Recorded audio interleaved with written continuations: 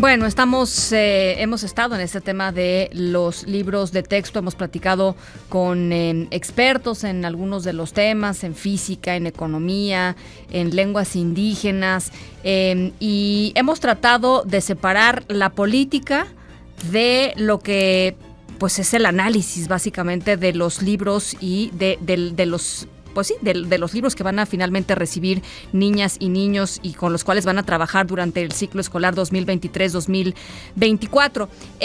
Creo que es importante eso, separar la política de lo que es y lo que debieran ser estos libros. En la línea telefónica está una maestra con un doctorado, con más de 20 años de servicio frente a los grupos, a distintos grupos, y también resulta que es diputada, y es diputada por Morena. Adela Ramos Juárez, muchas gracias por platicar con nosotros, diputada. Sí, buenas tardes. Nos llama la atención y por eso queríamos platicar con usted, primero que nada porque es maestra, y segundo porque es a veces difícil encontrar una voz de disenso del lado, digamos, de Morena, del presidente López Obrador, y su voz me pareció, Adela, lo tengo que decir, una voz que justamente trataba de separar la política de lo que nos tiene que estar importando aquí, que es la calidad y la educación de niñas y niños. Es correcto. ¿Qué vio en los libros de texto, diputada? Usted los revisó todos. Todos. Pues para mí no es difícil, pues por mis manos han pasado muchísimos libros de texto, pero en todos los años que yo he dado clases. Sí. Tampoco los satanizo, pero sí encuentro mucho oscurantismo científico, pedagógico y didáctico, los contenidos que me hacen disfuncionales como herramienta escolar para los fines educativos. Encontré que son improcedentes para la formación de la niñez en un contexto de productividad, espíritu crítico, reflexivo y sobre todo humanista.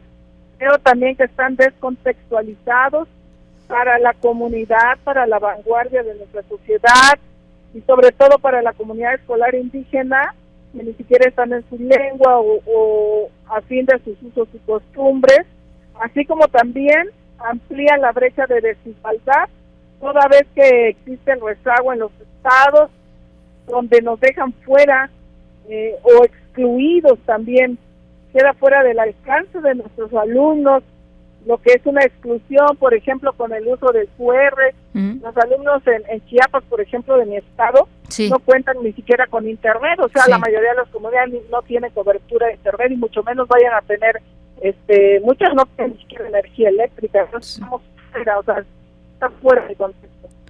¿Qué hacer, diputada, con esto que tenemos? El presidente ha dicho, más allá de la parte jurídica que ahí va transitando en distintos instrumentos, pero pues él está convencido y la secretaria de Educación están convencidas de que son buenos libros de texto y los van a distribuir.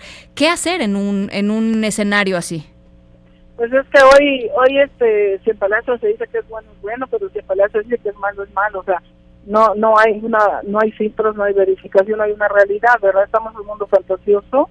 Entonces, si a ti te pagan una millonada por hacer un trabajo, es un tema administrativo, no es político, ni es una polémica partidista, ni es personal, o sea, si te pagan por hacer un trabajo y te pagan muchos millones y lo haces mal, ¿qué tienes que hacer? Sí. ¿Volverlo a hacer? Pues sí. Eso es lo que tiene que hacer. Yo le hago un llamado a la Secretaría de Educación que rectifique correctamente. Yo como diputada me ofrezco a la mejor disposición de ayudarles y conste que como yo no estoy defendiendo una escuela bancaria ni una escuela tradicional, hay un devenir histórico, todo evoluciona, todo cambia. Yo me acostumbré a que siempre a la vanguardia, y aunque hablen de nueva hermenéutica, tiene que haber organización de conceptos, tiene que haber una lógica didáctica, tiene que haber una estructura pedagógica, tiene que haber una metodología. No tenemos por qué alejarnos del método científico, tenemos que apegarnos a la Constitución con el artículo 3, la ley de educación.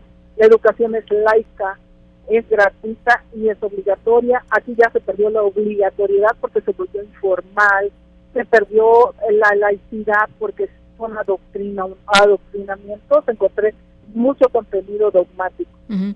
¿Hay un interés político, le parece, diputada, en estos libros de texto? Yo concluyo que, en conclusión, tengo ya argumentado que se está lucrando con la educación pública para fines políticos. Uh-huh. Es muy grave esto que dice, diputada. O sea, esa es la verdad. Sí. Yo como diputada de Morena, conste, yo estoy defendiendo mi partido, estoy defendiendo los ideales de Morena, porque Morena es un instrumento, fue creado como un instrumento de lucha para romper los vicios. Yo como diputada de Morena doy la cara y sí siento a mis compañeros, porque yo no puedo ser servil, porque me debo al pueblo, mi lealtad es con el pueblo, es mi patrón. Y es ahí donde tenemos que dar cuenta. El coordinador de su bancada, Ignacio Mier, ya dijo que esa es su opinión, que no es la opinión de la bancada. No creo que les caiga muy en gracia esto que está diciendo, diputada, honestamente. Él que recuerde que muy pronto va a estar inscrito en el libro de los violentadores en razón de género.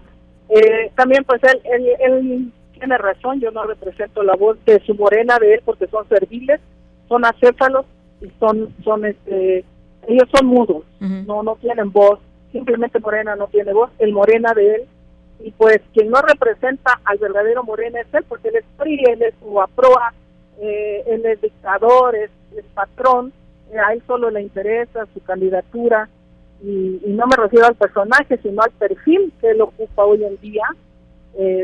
Yo he respetado hasta aquí y me he disciplinado, pero en mi facultad de integrante de la Comisión de Educación, me base al artículo 73 de la Ley del Congreso de la Unión, y en base a mi perfil como maestra, porque yo si vengo de una lucha, yo si traigo una causa, yo no puedo ser servil porque no me debo a nadie de ellos, yo solo me debo a un trabajo territorial, a una lucha de muchos años, y que aprendí a defender la justicia. Entonces yo no puedo estar replicando un encono de todos los días, porque siempre lo he dicho, no existen partidos de izquierda ni derecha, existen políticos de izquierda y de derecha. Y yo vengo de ideales, o sea, yo soy esencia, no soy chapulín, no sintético, ni clon, yo soy de esencia y soy de convicción. Bueno, pues teníamos mucho interés en escuchar su voz, y lo digo de veras muy genuinamente, primero que nada porque es maestra y porque ha estado frente a niñas y niños durante más de 20 años. Creo que eso es valiosísimo, y creo que esas son las voces que tendríamos que estar escuchando. Ojalá que se recapacite, ojalá que se corrija lo que se tenga que corregir, y yo le agradezco, diputada, y seguimos en la conversación, no vamos a soltarla porque además ya empieza el ciclo escolar.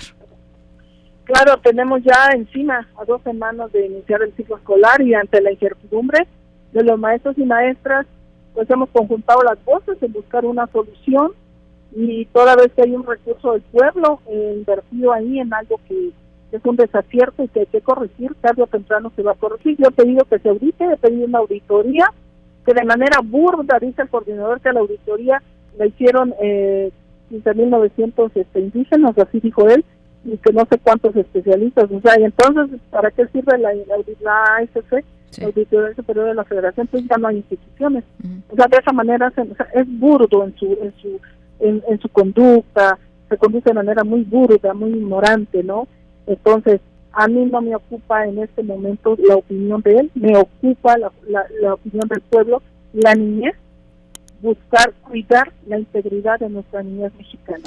Bueno, pues estamos en comunicación, diputada. Muchísimas gracias por estos minutos.